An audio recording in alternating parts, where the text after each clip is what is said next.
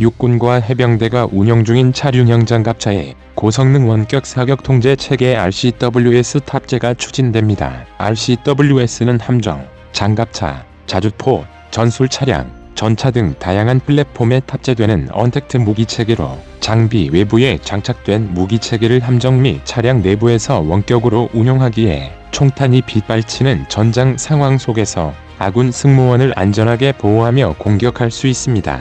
방위사업청은 내년 초 경쟁 입찰을 동해 RCWS 체계 동합을 말을 우선 협상 대상자를 선정할 예정입니다. 군 당국은 우선 육군과 해병대가 운용 중인 100여 대의 차륜형 장갑차에 블록 1 개념으로 RCWS를 탑재한 후 나머지 차량에도 추가로 RCWS를 탑재하는 방안을 갖고 있습니다. 이 계획은 육군이 첨단 전력 구축을 위해 추진 중인 아미타이거 4.0의 핵심 사업이기도 합니다. 육군은 드론과 무인 체계 등 4차 산업혁명 기술을 적용한 미래형 무기체계 도입을 앞당겨 디지털 강군을 건설하겠다는 방침입니다. 육군 관계자는 차륜형 장갑차 RCWS 탑재 및 성능 개량은 아미타이거 4.0의 중요한 첫걸음이라며 향후 자주포와 전술 차량 등 다른 지상 기동 체계에도 원격 사격 통제 체계를 포함한 자동화, 무인화 체계가 점진적으로 갖춰질 것이라고 설명하고 있습니다. 한편 차륜형 장갑차는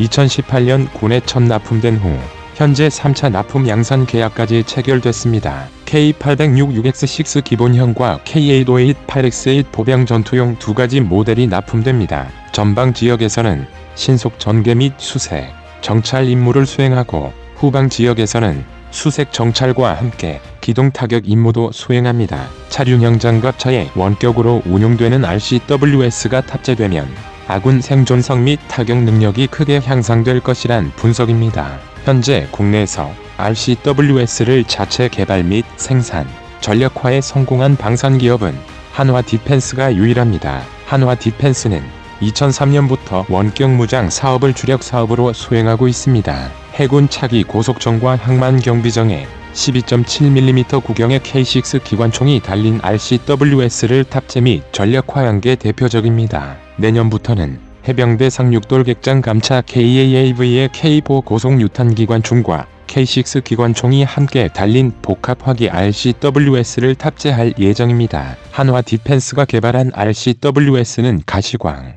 연령상 표적 식별 기능과 안정화 및 자동 추적 기술 등이 적용돼 주간 및 야간 기동 중에도 움직이는 표적을 정밀하게 추적, 타격할 수 있습니다. 또한 화기별 정밀 탄도 계산 및 자동 보정 기능이 적용돼 사격 정확도가 높고 각종 영상 장치와 레이더, 센서 등이 네트워크로 연동돼 정확한 진장 상황 인식 능력을 갖췄습니다. 한화 디펜스는 함정용, 상륙돌 격 장갑 차용 RCWS 개발과 전력화 경험을 토대로 차륜형 장갑차에 탑재가 가능한 130kg급 경량형 RCWS도 이미 자체 개발을 완료했습니다. 한화 디펜스 관계자는 원격 사격 통제 체계는 병력 감축과 4차 산업혁명에 따른 무인화 추세에 부합하는 무기체계라며 단연간의 전력화 및 개발 실적을 바탕으로 군 요구 수준에 맞는 차륜형 장갑차 탑재용 RCWS 개발에도 전력을 다할 것이라고 밝혔습니다. 반면 차륜형 장갑차 생산업체인 현대로템은 아직 RCWS 개발 및 납품 실적이 없습니다. 현대로템은 현재 독일과 스페인 등 해외 기술 협력을 바탕으로 시제품을 개발하고 있습니다. 앞서 언급한 대로 우리 육군은 시가전과 대게릴라전에 대응해 모든 전투 차량, 즉 소형 전술 차량부터 시작해 K9 자주포, K200 장갑차, K808 차륜 장갑차까지 모든 전술 차량에 RCWS를 장착하기로 결정했습니다. 그런데 아직 RCWS에 장착할 중화기 구경은 결정하지 못한 상태로 알려져 있습니다. 사업 초창기 우리 육군은 과거 이라크 시가전에서 큰 활약을 보인 12.7mm 중기관총 장착형 RCWS를 장착하려 했지만 2015년이 넘어가면서 상황이 변화하게 됩니다. 아프가니스탄 전장에는 서유럽 네이토 국가들이 파병한 국제안보지원군 ISAF 군대들이 활약하기 시작했고 그들의 보병 전투차에는 하나같이 대구경 30에서 40mm 중기관포가 장착되어 있었습니다.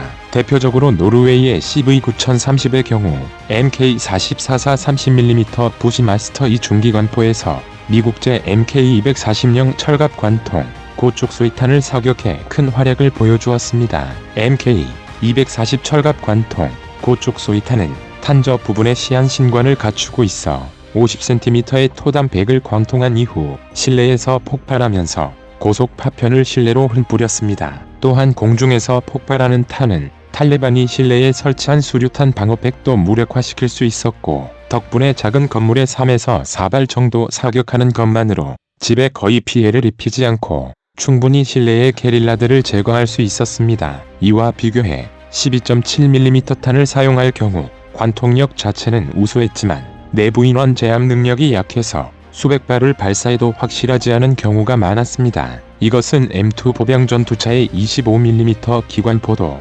별반 차이가 없었고, 답은 철갑 관통 고쪽 수위탄을 발사할 수 있는 30mm 이상의 기관포였습니다. 그리고 미국 육군 야전군은 서유럽 ISAF군과 작전하는 과정에서 철갑 관통 고쪽 수위탄의 실효성을 확인했습니다. 이에 미 육군은 의회에 30mm 중기관포 장착을 강력히 청원하였고, 그 결과 2015년에 아프가니스탄 전장에서 운영 중이던 스트라이커 차륜 장갑차부터 급히 30mm 중기관포 장착이 허가되었습니다. 이후 미 육군은 스트라이커에 이어 보병 전투차는 물론 JLTV 전술 차량까지 모든 전투 차량에 30mm급의 중기관포를 장착하기로 결정했습니다. 우리 육군도 세계적 발전 추세에 발맞추어 30mm 기관포의 가능성을 확인하고자 평화유지군용 차륜장갑차 사업을 시작하였습니다. 여기에 발맞추어 현대로템은 미국이 JLTV 전술 차량을 위해 개발한 30mm M235LF 체인건을 K808에 장착한 모델을 공개하기도 했습니다.